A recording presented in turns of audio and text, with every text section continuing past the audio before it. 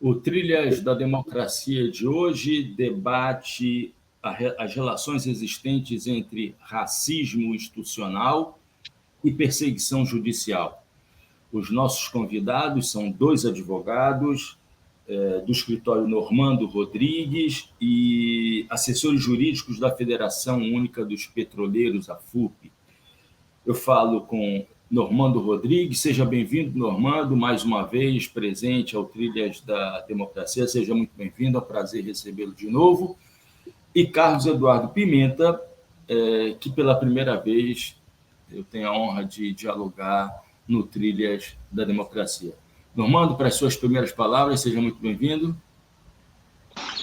Muito obrigado, antes de tudo, Manoel, pela lembrança. Repito sempre, é de verdade, é uma honra, uma alegria estar nesse espaço, né, e ser lembrado, né, a esse momento da trajetória profissional e do que a gente pode contribuir para a difícil conjuntura, né? O pior já passou, mas ainda temos muito trabalho pela frente. Seja muito bem-vindo, Carlos. É um prazer recebê-lo aqui pela primeira vez. Prazer. Também agradecer o convite. É sempre importante a gente participar desses espaços e é isso, é ajudar a construir com o debate. Carlos, você defendeu recentemente, né, uma dissertação de mestrado junto à Flaxo, intitulada Mídia e Produção de Inimigos, um estudo a partir da Operação Lava Jato.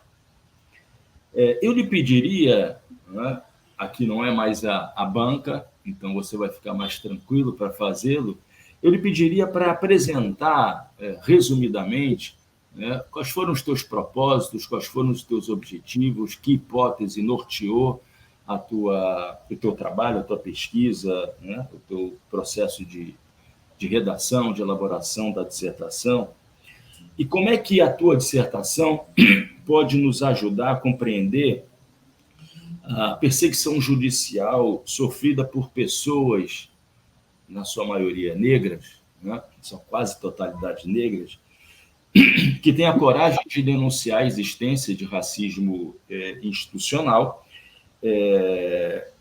e que são processadas principalmente por crimes de honra, né, injúria, calúnia e difamação.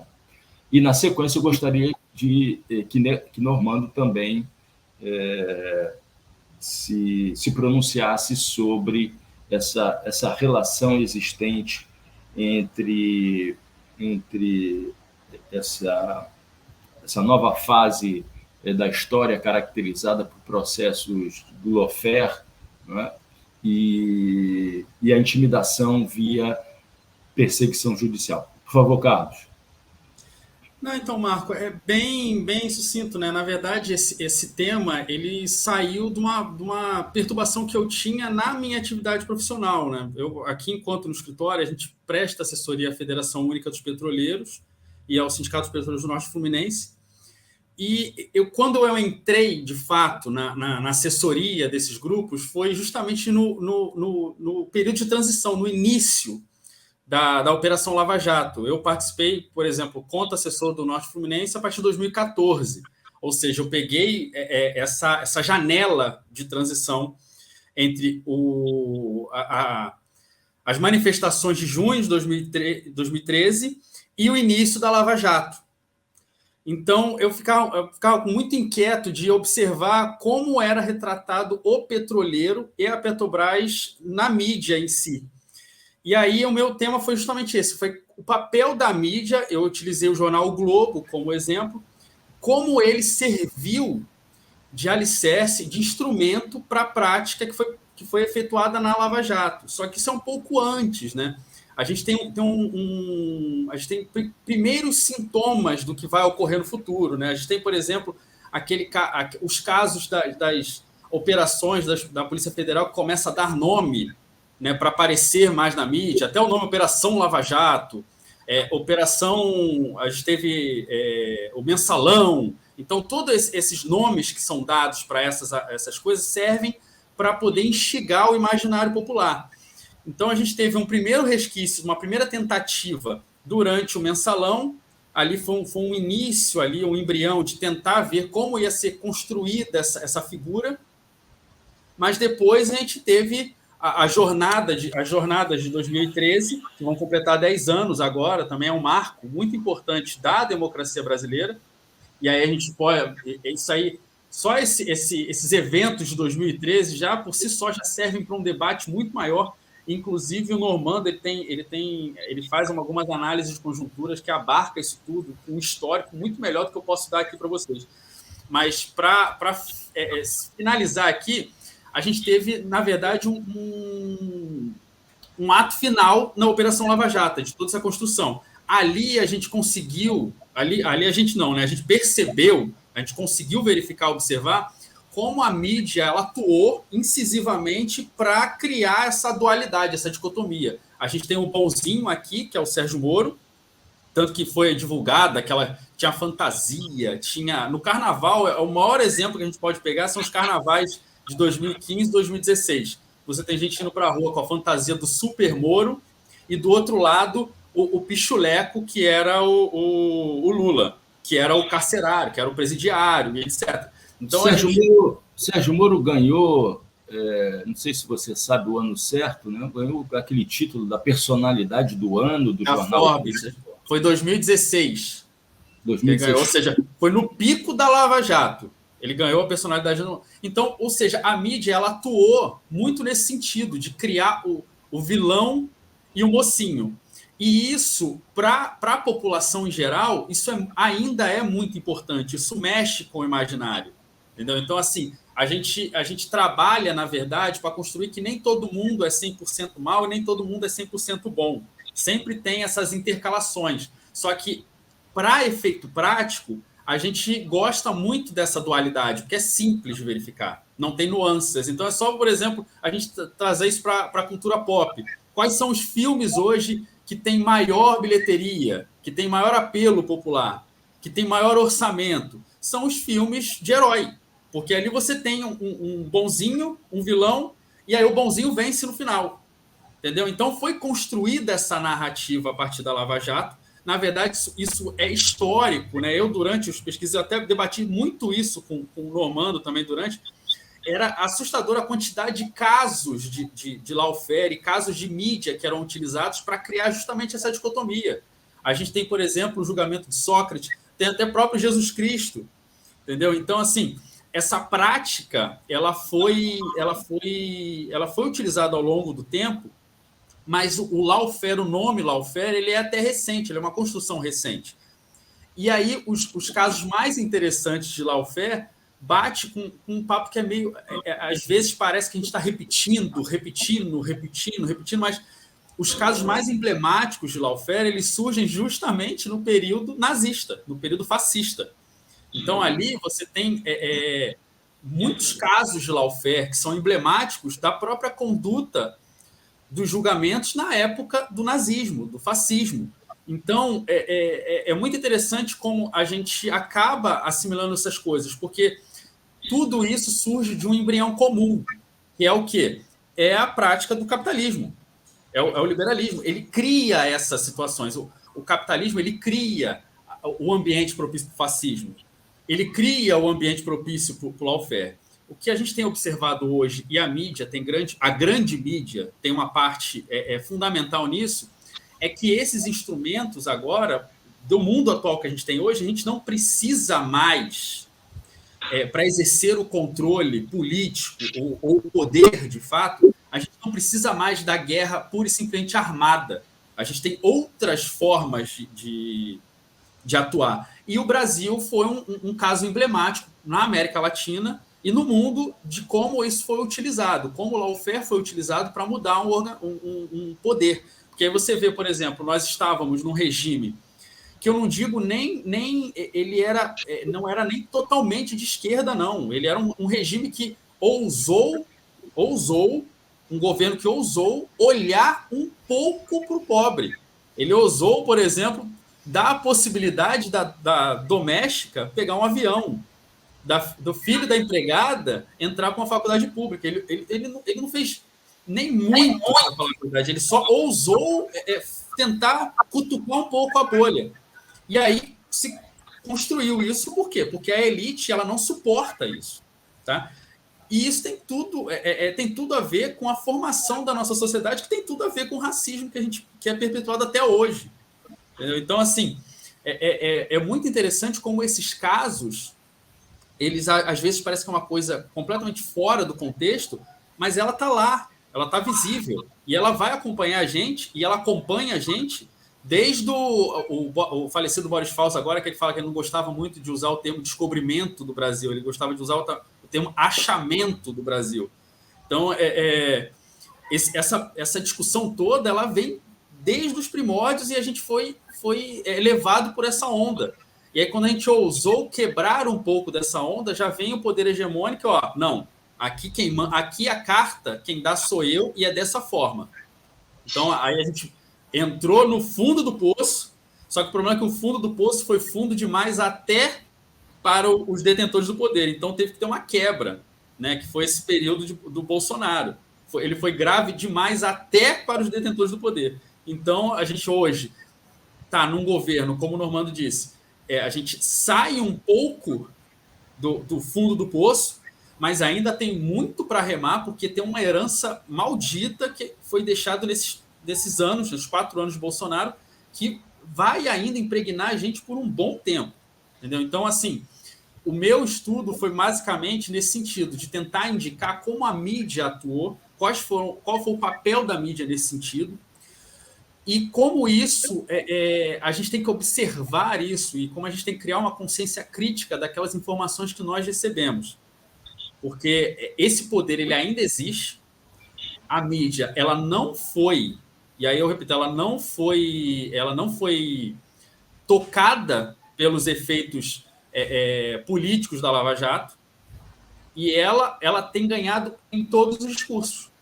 A relação da mídia com a Lava Jato e com o poder público hoje é uma relação de ganha e ganha. Entendeu? Ela apoiou a Lava Jato, no momento que deixou de ser conveniente para ela passou a bater na Lava Jato, e amanhã ela pode começar a criar uma nova narrativa, né? Que esse é o termo da moda, né? Uma nova narrativa para defender, e se essa narrativa for conveniente aos seus interesses. Tá? Então, foi basicamente isso. E é muito engraçado, porque é difícil você fazer um estudo nesse sentido no calor dos eventos. Então, eu lembro até de conversar com o Normando isso, eu tive que mudar minha introdução várias vezes, e com o meu orientador também, várias vezes, porque os fatos iam acontecendo. Quando eu comecei a fazer, o Moro era ministro da Justiça. E aí, no decorrer, ele sai do ministro da Justiça, ele vai fazer consultoria, ele sai da consultoria, ele se candidata a presidente, ele sai de presidente, vai para senador, ele sai de São Paulo, vai para Curitiba, ele é eleito, o Deltan é eleito também. O Deltan, ainda bem que eu apresentei já, porque senão eu teria que atualizar de novo para falar da cassação do Deltan, entendeu? Então, a grande dificuldade é isso, é que foi no calor dos fatos. Mas ainda assim, e aí sem falsa modéstia, eu acho que é um estudo muito interessante para a gente poder entender como a mídia atuou nesse contexto todo e como ela influenciou diretamente a opinião pública, que resultou, por exemplo, na ascensão de um governo, e aí eu tenho muita calma para dizer, de um governo fascista, que foi o governo Jair Bolsonaro. Entendeu? Então, Carlos, foi uma implicação de coisas, e a mídia ajudou muito para a eleição do Jair Bolsonaro. Deixa eu colocar Normando aqui nesse diálogo. Normando, eu tive a oportunidade de entrevistar no Trilhas da Democracia o ex-presidente Rafael Correia, né?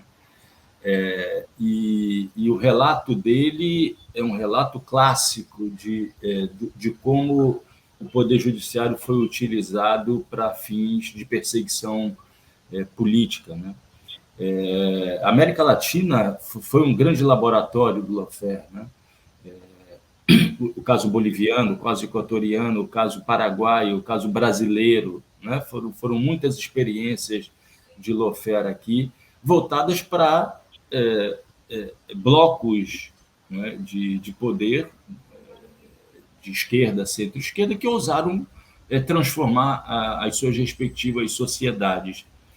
A minha pergunta eu pediria para você tratar disso, mas a minha pergunta é: isso se repete com uma dimensão menor, né, nos casos em que professores negros ousam denunciar casos de racismo institucional, ou seja, existe a mesma lógica de fazer o uso da perseguição judicial via processos administrativos, processos até fora da alçada administrativa, para calar essas vozes que ousam denunciar esses casos.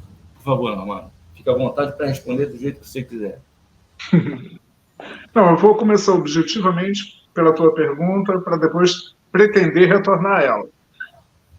Sim, e a gente tem um exemplo histórico, mas guardadas as proporções, e óbvio, são outras dimensões, a lógica do mecanismo é a mesma. Aliás, depois do patético documentário, né, da patética minissérie, a gente não deveria nem falar de o mecanismo. Mas a lógica é exatamente a mesma. E vou recorrer, né, para falar de professores universitários, a um exemplo histórico que é bastante didático, que é o vintênio fascista na Itália, né, que, ao contrário do que muita gente pensa, não houve uma caça às bruxas dentro das universidades italianas. Houve doutrinação e houve o lawfare praticado contra professores pinçados que ousavam ou questionar a doutrina oficial do Estado, o fascismo, ou pelo menos fazer aquele trabalho que é o trabalho nosso de professor, né, lançar as sementes do pensamento crítico. Né? E isso, na Itália, foi feito de forma muito mais sutil do que, por exemplo, na Alemanha fascista. Na Alemanha fascista, a universidade ela foi também direcionada, né, e foi rebaixada na sua capacidade intelectual, e sob as bênçãos de um filósofo existencialista que fez de tudo para ser reconhecido como filósofo do regime de Hitler e não conseguiu, né, e que depois pousou de bonzinho, que foi o Heidegger. Mas sob as bênçãos de Heidegger, a universidade alemã ela foi submetida, sim, a uma caça às bruxas. Na Itália foi muito mais sutil. Na Itália foi usado o judiciário para questionar o professor e perseguir o professor com processos administrativos, depois com o processo judicial, né, a respeito da quebra da doutrina oficial do Estado. Então, é um paralelo muito interessante e é rigorosamente o mesmo caminho. Daí eu queria puxar, porque eu acho que nessa discussão, né, como qualquer fenômeno da sociedade complexa, a gente tem causas complexas. Nós temos pelo menos 3 veios aqui que são muito interessantes. O primeiro, eu estava pensando em falar e você já antecipou, que é o imperialismo, que não dá para a gente desvincular. O segundo é como a construção do inimigo é dada dentro da sociedade, isso há muito tempo, mas ela tem uma datação histórica, ela pertence a uma determinada era. E o terceiro é o caso em si, sobretudo do racismo institucional. Então, tentando fazer esse sobrevoo, né, é preciso a gente situar que aquela esquerda latino-americana ou centro-esquerda latino-americana que passou a ser perseguida judicialmente nos seus respectivos países, né, se não me falha a memória, o caso do presidente Fernando Lugo no Paraguai foi o primeiro, se não foi o de Honduras, né, mas isso também aconteceu em Costa Rica, né, e na Bolívia com o Evo, e com Rafael Correia, no Equador. Esses governos, qual é a característica central? Não eram governos revolucionários de esquerda que estavam fazendo a desapropriação da propriedade dos meios de produção, né? Mas eram governos que estavam questionando o consenso de Washington. Eram governos que estavam, com suas respectivas pautas políticas, colocando no centro do debate que a economia, primeiro, é uma política, né? E aí o nome da disciplina histórica varrido pelo liberalismo é economia política, né? A gente tem que sempre lembrar disso. E segundo, que aquela segunda natureza que é dada como inatingível, como inquestionável, como algo técnico que está acima da esfera da soberania popular, chamada economia, deve ser questionada, deve ser colocada dentro, né, do potencial de governo da soberania popular, rompendo, portanto, com o neoliberalismo e com o consenso de Washington. Isso é o grande fator, mais do que Venezuela comprando armas da Rússia ou qualquer outra papagaiada que, né, a senilidade bolsonarista fica gritando por aí.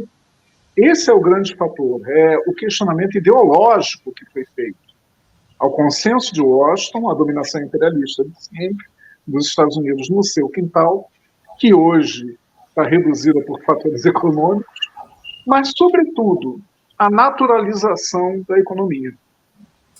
E é isso o que gerou o uso do lawfare, que é uma prática antiga, mas que foi, a partir do fim dos anos 90, crescentemente utilizado e investido. Os Estados Unidos substituíram a famigerada Escola das Américas, onde a tecnologia de tortura que eles tinham aprendido com nazistas como Klaus Barbie, que ia para a Bolívia ensinar agentes brasileiros e até da CIA a como torturar criancinhas na frente dos pais, coisa que ele tinha feito na França ocupada, quando era chamado de açougueiro de León. Aquela Escola das Américas que disseminava esse tipo de conhecimento bárbaro foi substituída por centros de formação de juízes, de promotores públicos, né? E, como qualquer atividade profissional que aliena muito o resultado material do trabalho, do conhecimento, a magistratura e o ofício do direito em geral, assim como o ofício acadêmico, são terrenos prósperos para o pecado preferido do diabo, a vaidade, né? E todos esses juízes, mal formados, pessimamente formados, né? A fala de um dos juízes mal formados, né, que não é juiz de carreira, mas foi nomeado para o Supremo pelo Fernando Henrique, Gilmar Mendes, é um neo-defensor da democracia, sobre o Moro, é muito significativo, porque ele coloca uma questão que deveria ser profunda para o CNJ e para a sociedade brasileira. Como é que esse tipo de gente virou juiz federal? Como é que esse iletrado virou juiz federal? E é esse iletrado que se acha melhor do que os outros só porque passou no concurso, né, que é algo fácil da dominação ideológica americana.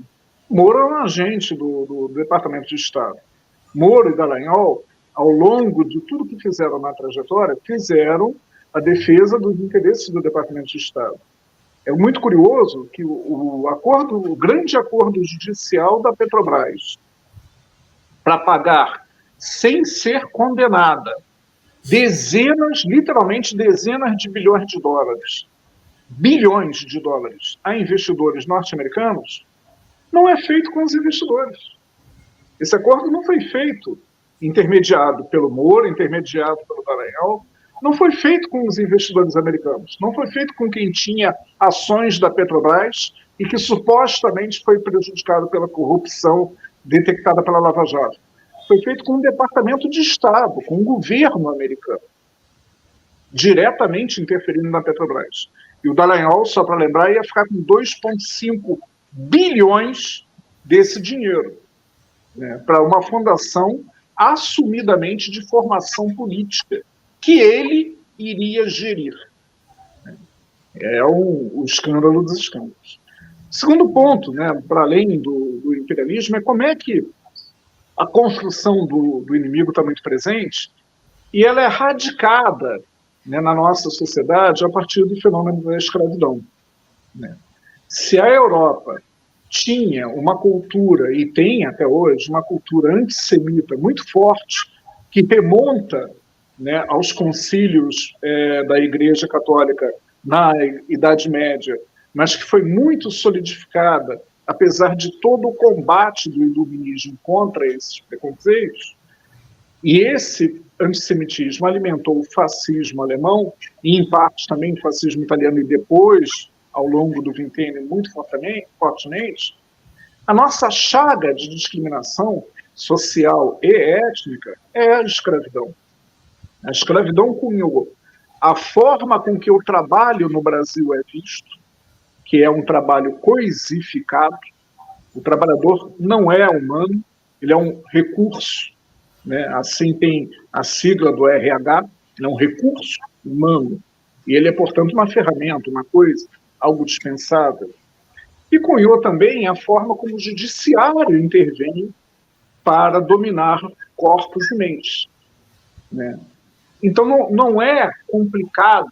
Eu costumava dizer nos meios da advocacia de esquerda, durante a Lava Jato, não é complicado entender o que a Lava Jato fez no lawfare e o que faz no dia a dia com quem questiona e faz denúncias sobre o racismo, por exemplo, como você colocou, com a trajetória que nós temos. Eu costumava dizer, e era por isso um pouco mal visto, que nada do que a Lava Jato fez, a justiça brasileira não fez antes com relação ao preto e ao pobre. Rigorosamente nada. A diferença foi pegar um expoente da política que é representante do preto e do pobre para ser alvo da Lava Jato, dentro desse cenário do imperialismo. Essa construção do inimigo é essencial do fascismo. Tem livros dedicados só ao tema, né? Só a construção do judeu como inimigo. E no Brasil é a construção do negro como inimigo e do pobre como inimigo. A sociedade vive disso. O que é muito dramático quando a gente entra na fase do capitalismo, em que a força de trabalho ela é pretensamente desvalorizada pelo avanço da tecnologia, da sociedade da informação e pela automação em grau muito acelerado. A automação já é estudada como Marx, como um fenômeno importante do trabalho no século XIX, mas ela hoje é num grau muito acelerado.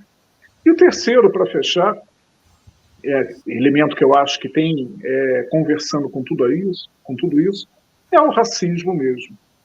E aí é importante, eu acho que vai se conectar com o que a gente está conversando aqui, a gente pensar no quanto o próprio conceito de racismo institucional muda.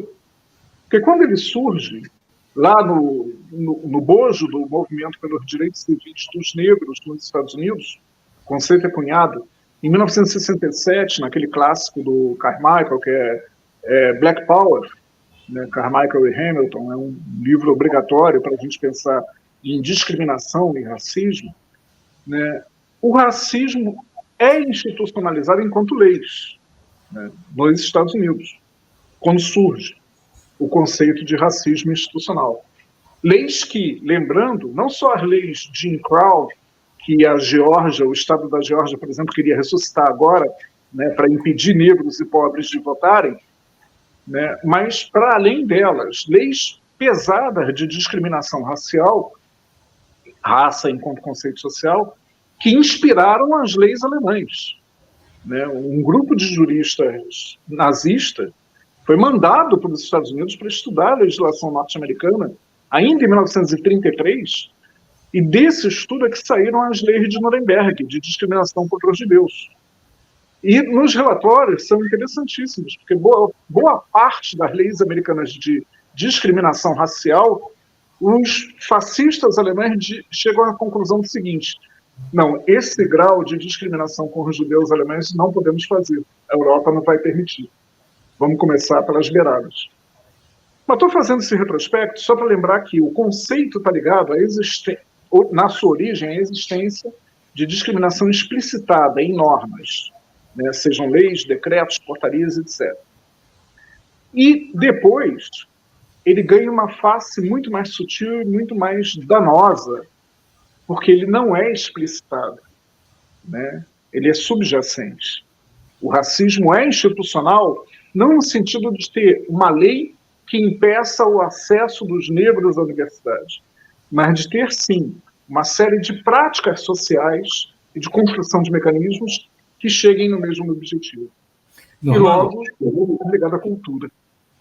Normando, eu tive o prazer, a oportunidade de entrevistar o desembargador Fábio Farias, do Tribunal Regional do Trabalho, daqui da 6ª Região, e ele dizia que o racismo institucional pode se manifestar por ação, mas também por omissão, né? Então, na verdade, quando a gente se remete à experiência dos Estados Unidos, à experiência do apartheid, que foi a mais violenta, mais virulenta de todas, né?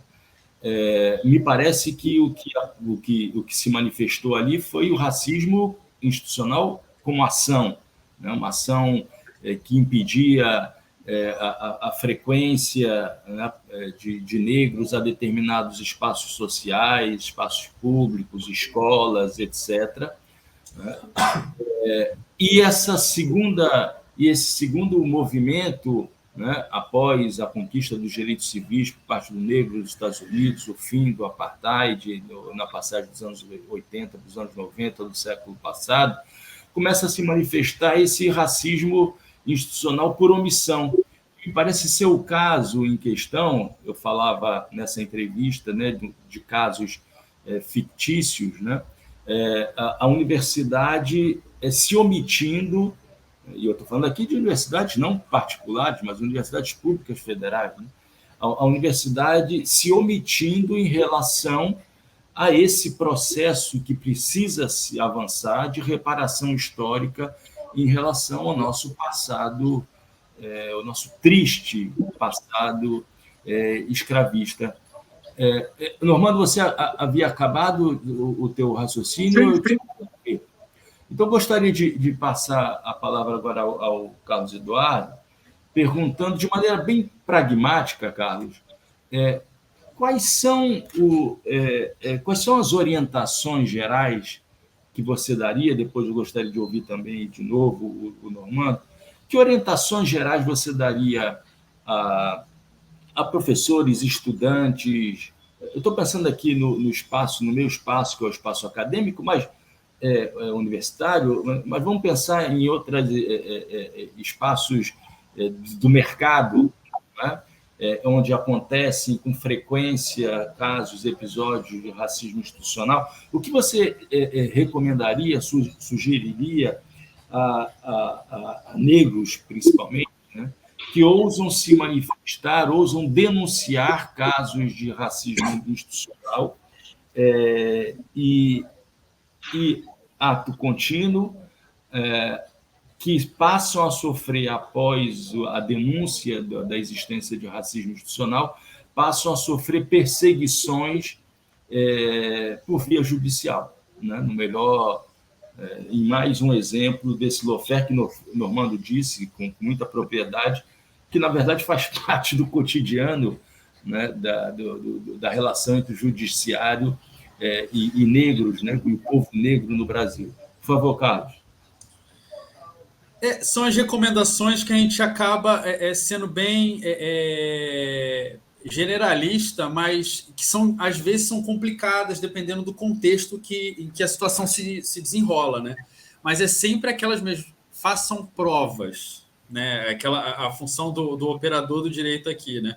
Às vezes, com provas, já é uma tarefa complicada, tá? Mas vamos trazer bem sucinto. Se tiver oportunidade hoje, todo mundo tem celular, grave esses eventos.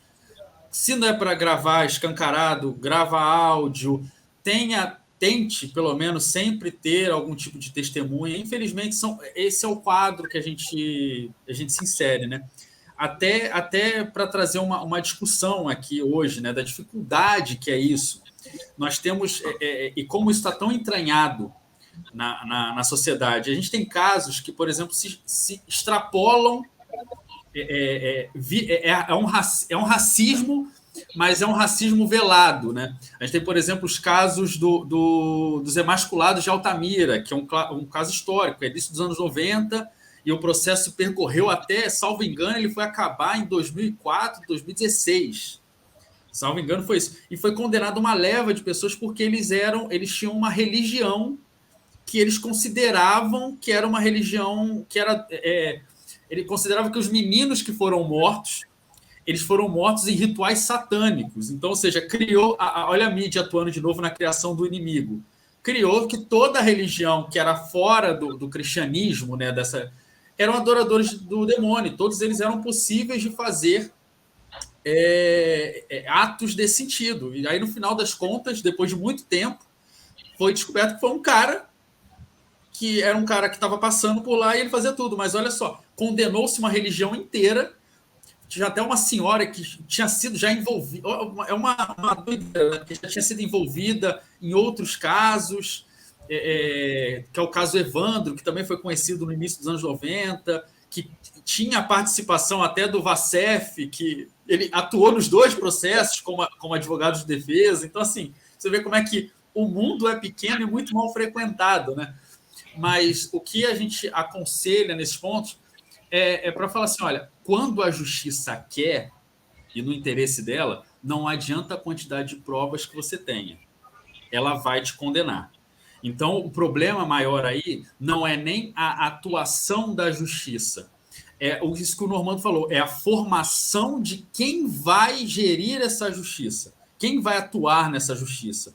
Para trazer dados aqui, até fugindo um pouco da pergunta, mas que ajuda a gente a entender a dificuldade do que é esse processo todo.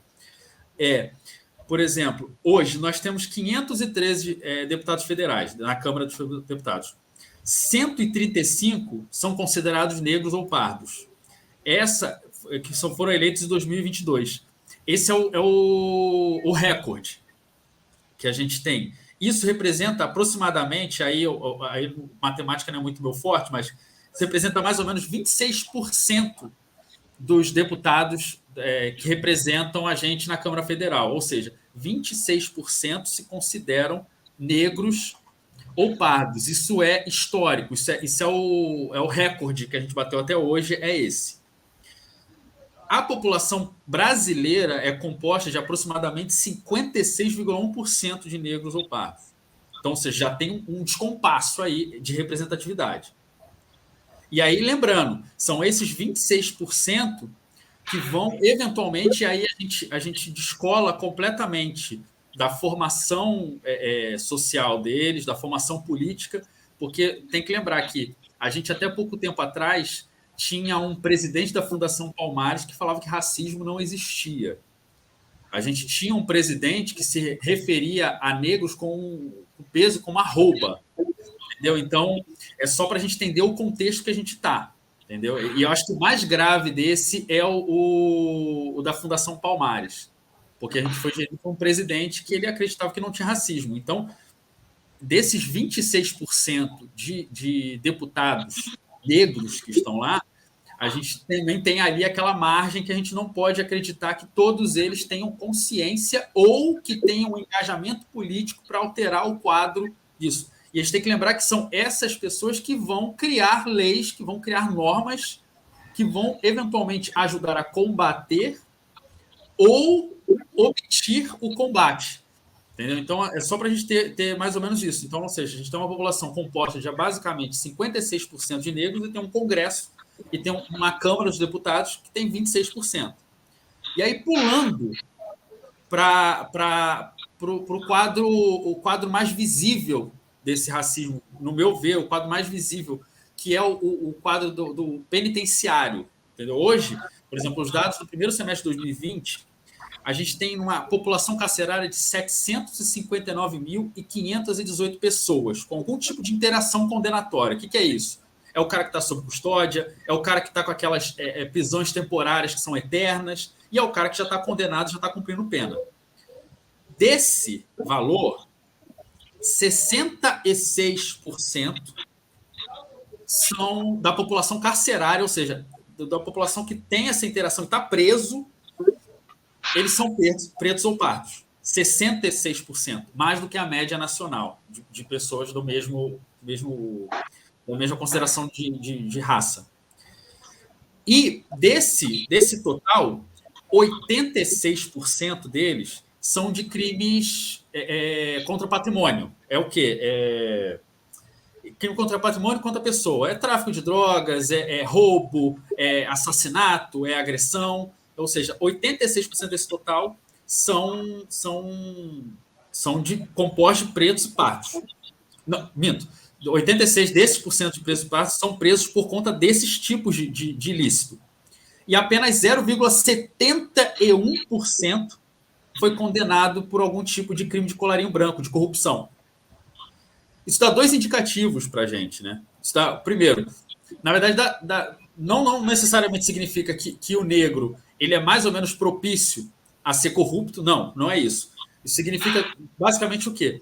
Que o negro ele não alcança os setores que geram os crimes de colarinho branco, que geram os crimes de corrupção, ou seja, ele não tem acesso a isso. E o outro é que ele é descriminalizado até no crime. Entendeu? Então, assim, a gente vê como essa situação do racismo ela é entranhada dentro da nossa sociedade. Quem nunca ouviu alguém conversando e falando assim, se eu vejo um negro na rua, eu já mudo de faixa, eu já passo para o outro lado. Ou aqui no Rio, né, que fala assim, se eu vejo um negro com a camisa do Flamengo, então, eu vou para o outro lado da rua. Isso são práticas que elas estão entranhadas na gente. Então, a gente tem, por exemplo, o Silvio Almeida fala muito isso, né, que o racismo ele é uma soma, né? Ele é a soma das atitudes que a gente tem intencionalmente e das atitudes que a gente tem não intencionais, que são aquelas atitudes que a gente, às vezes, nem acha que é racismo, porque já é tão dentro da cultura, né, que a gente acaba absorvendo isso. Quem também nunca ouviu, ele é negro, mas ele tem uma alma branca, ele tem uma alma boa, ou do tipo, olha só, ele não é negro não, ele é quase branco, a pele dele é muito clara, entendeu? Então, assim, essa volta toda que eu dei para tentar trazer à luz a dificuldade que a gente tem, mesmo com provas, mesmo com eventos, mesmo com vídeos, mesmo com testemunhas, às vezes de condenar alguém que tenha cometido a prática de racismo. É muito difícil mesmo. E aí eu até peço desculpas que eu não levantei esses dados, mas eu tenho quase certeza, tenho absoluta certeza que se a gente pegar e analisar a quantidade de pessoas que são presas por crime de racismo, por crime de intolerância religiosa, que está muito imbricado também com essa construção do racismo, são números assim que beiram ao irrisório perto desses outros dados, perto do negro que é preso por tráfico de droga, enquanto o bonitão da Zona Sul, que tem muito mais posse de droga e tem muito mais poder econômico, ele apenas é o playboy, é o usuário, né? Porque o traficante branquinho da Zona Sul, ele nunca é traficante, ele é usuário. Ele foi detido, ele nunca é preso. Carlos, certamente é um número inferior a um número que é também muito baixo de professores negros hoje Sim. nas universidades públicas federais. Normando, para além da reunião de provas, da coleta de provas, que orientações você daria a pessoas negras, mas também dos povos originários, quilombolas, povos indígenas? Que orientações você daria para formalização de uma denúncia e também para se proteger da perseguição judicial via processos na área do crime contra a honra, injúria, calúnia e difamação? O Carlos já complementou muitos, mas eu vou te contrariar, Daí, só para falar uma coisinha de nada sobre provas antes de complementar. Que hoje os ratos saíram todos do esgoto. A gente vai precisar de muito sol forte para fazer esses seres todos voltarem, né, para a cloaca máxima do fascismo escondida da sociedade. E quero dizer com isso o seguinte, porque hoje a prova está mais fácil. Porque mesmo na universidade, como tivemos casos na UFRGS, na URGS, né, recentemente, os professores racistas e fascistas acham, depois de Bolsonaro, que podem bater no peito e se assumir enquanto tal. Então está mais fácil produzir prova em vários aspectos nesse sentido. porque o racista hoje ele deixou de ter vergonha, né, a partir dos exemplos que vem de cima. Mas indo para o cerne da tua pergunta, não sou professor de luta de classe, né, mas eu acho que a trilha para se proteger e para poder reagir, né, ao lawfare, né, quando você tenta denunciar numa estrutura governamental ou não um caso de racismo e é reprimido e passa a ser perseguido, eu acho que o grande caminho é a organização política. Isso para todas as minorias, com uma ressalva que eu vou fazer ao fim. Mas por que a organização política? Primeiro, tem um aspecto psicológico muito grande, que é o mesmo do trabalhador que contesta a injustiça no local de trabalho, ou a condição de trabalho precária, ou a jornada exauriente, que é você não estar sozinho, né? Tem um aspecto psicológico aí muito importante, que é o mesmo aspecto de quando você vai começar a fazer terapia, né? Você está com um problema na cabeça e você se acha um maluco completamente fora da casinha, o cara, isso só acontece comigo, meu Deus, por que isso acontece comigo? E aí você vai no terapeuta e o primeiro grande consolo que o terapeuta te dá é o seguinte: isso que você está vivendo eu vejo todo dia no meu consultório.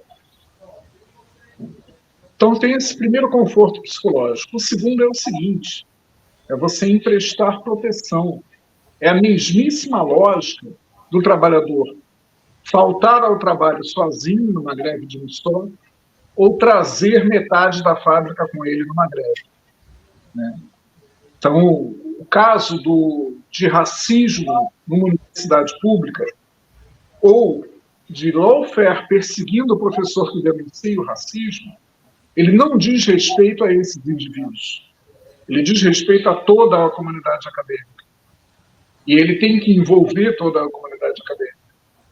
Então, a organização política em núcleos de negros, de mulheres, né, de indígenas, né, de população LGBT, nesses espaços é vital, é tão vital quanto a existência de sindicatos, seja para se proteger, né, seja para poder agir no momento da denúncia. Porque você vai para o judiciário com uma outra legitimidade. Quando você abre a boca perante o juiz para mostrar as provas que você tem, não é mais só você que está falando. Tem a organização política por trás disso.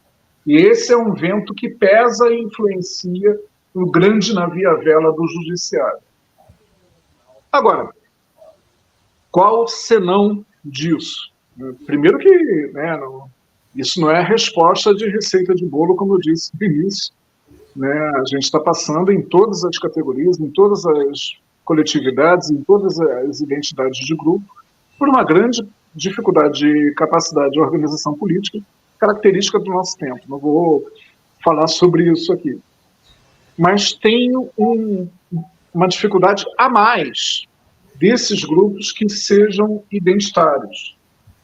E aí, a história recente da derrota fragorosa da esquerda na segunda eleição de Assembleia Constituinte no Chile, dita para a gente o alerta que já foi dado pelo nosso saudoso professor Hobsbawm, falecido há 11 anos. E é o quê? Lutas identitárias que não se articulem com a transformação do modo de produção, que não se articulem com o que há de universal na pauta da esquerda, estão fadadas a virar produto do capitalismo. Estão fadadas a resultar num avanço institucional que não vai mudar radicalmente a relação de superexploração desse grupo, que é a exploração dos superexplorados, né, tipo o trabalhador é explorado e o trabalhador negro é mais explorado ainda, e a trabalhadora negra, a mulher, é mais e mais e mais explorada ainda. E vão virar logo produto, vão vender camiseta da força do poder negro, vão vender camiseta de arco-íris, vão criar nichos de apropriação para o capitalismo. Esse alerta o Hobsbawm já fazia lá em A Era dos Extremos, quando ele trata da ascensão dos movimentos identitários nos anos 60, e ele é muito atual, e a tragédia chilena, acontecida há 2 semanas, no penúltimo domingo, diz muito para a gente sobre essa preocupação em particular.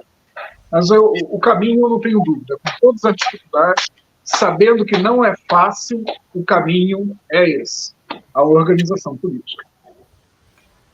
Normando, Carlos, está chegando na reta final desse programa e eu gostaria de ouvi-los a respeito dos casos recentíssimos, né, relacionados a um racismo que não foi comentado nessa série, ou foi comentado de maneira passageira nessa série especial de 4 programas sobre racismo institucional, que é o racismo recreativo, né?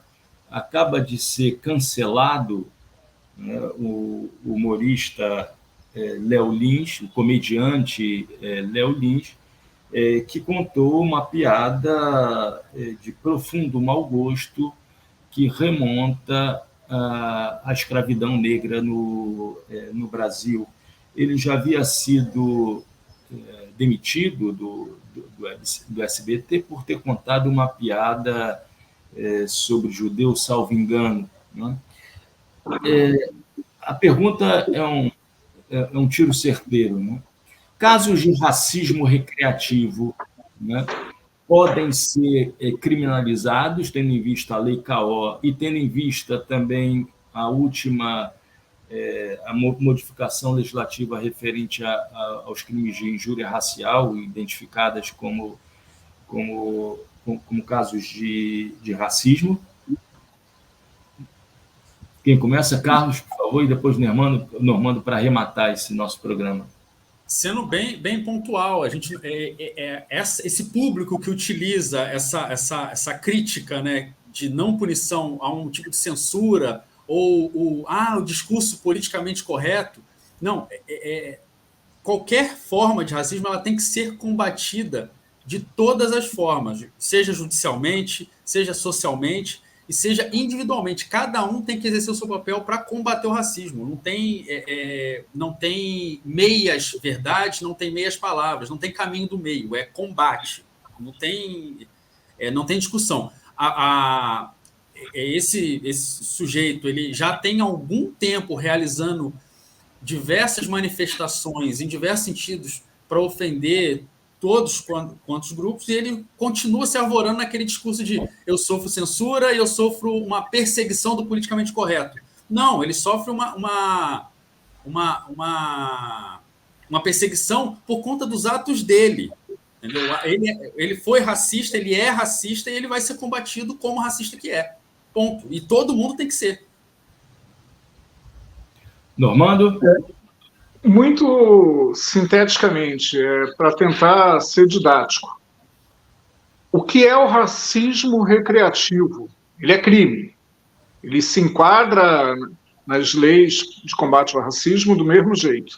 Agora, para nós entendermos e para a gente pensar até como considerar perante o direito, o racismo recreativo, a expressão, é exatamente a mesma coisa do genocídio recreativo, do estupro recreativo, do assassinato recreativo, né, da mutilação recreativa, do roubo recreativo.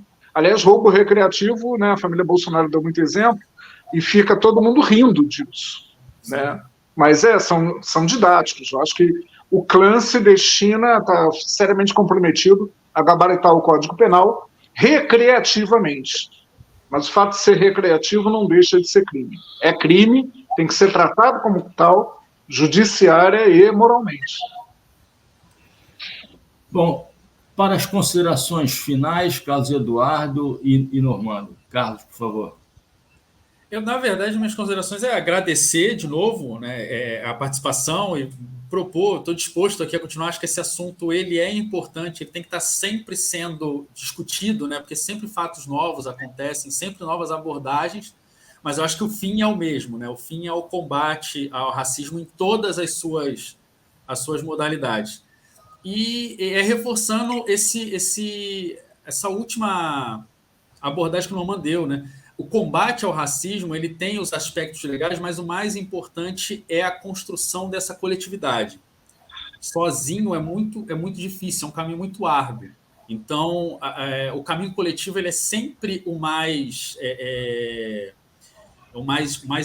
impactante, o mais importante, né? E até uma fala, né, que a lei faz a luta. Então, a gente precisa ter a luta para que essas mudanças ocorram na sociedade. Então, agradecer de novo o espaço e estamos aqui à disposição para novos convites e novas manifestações. Normando, eu fiquei rosa. Enquanto você faz as suas considerações finais, eu vou tentar voltar à cor normal aqui. Mas eu retorno. A gente está falando de minorias e você ficou rosa num filtro interessante. Mas, para fechar, eu acho muito importante a gente ter a percepção de que não é um problema individual. O central do combate ao racismo, do combate a qualquer forma de discriminação, e lembrando, parênteses, novamente falando do fascismo. O fascismo se edifica, se constrói a partir da eleição do inimigo. Essa eleição é uma discriminação, ela parte de uma discriminação. E pode ser qualquer discriminação. A gente pode ter, em tese, um governo fascista formado por homossexuais, um governo fascista formado por mulheres, um governo fascista formado por judeus, por negros, por qualquer minoria, desde que a discriminação e a eleição do inimigo esteja voltado para um outro determinado grupo, né, que tenha pegada na sociedade para ser objeto de ódio. A discriminação é a semente da qual nasce o ódio, que é mobilizado pelo fascismo. Agora, para fechar, eu acho que a gente tem a obrigação de ser otimista na vontade, né, e pessimista na análise. Mas, para fechar, eu falei muito aqui do fascismo e do que é odioso e que os ratos saíram do esgoto. Mas, sobre os ratos, né, eu fico com uma resposta do Edinardo, aquele lendário poeta cearense, para dizer que eles são muitos mesmo, mas não sabem voar, gente. O futuro pertence à humanidade, e a uma humanidade irmanada, fraterna e sem discriminações. E esse futuro é nosso. Bom, eu tomei a decisão política de manter a cor rosa, né, para fazer as minhas considerações finais. Nós chegamos ao término dessa série especial de 4 programas sobre racismo institucional, e eu gostaria de dizer que eu espero ter dado a minha pequena cota de contribuição no trabalho de rompimento, de ruptura da bolha de silenciamento existente na comunidade onde eu me encontro inserido, na comunidade acadêmica em que eu me encontro inserido, né? O silêncio, o silenciamento é uma marca deixada, é uma consequência deixada pelos 4 anos de governo fascista de Jair Bolsonaro. Um grande abraço, Normando, um grande abraço, Carlos. Nós nos encontramos pela estrada aí nas trilhas da democracia. E até a próxima semana com um novo Trilhas da Democracia. Até lá.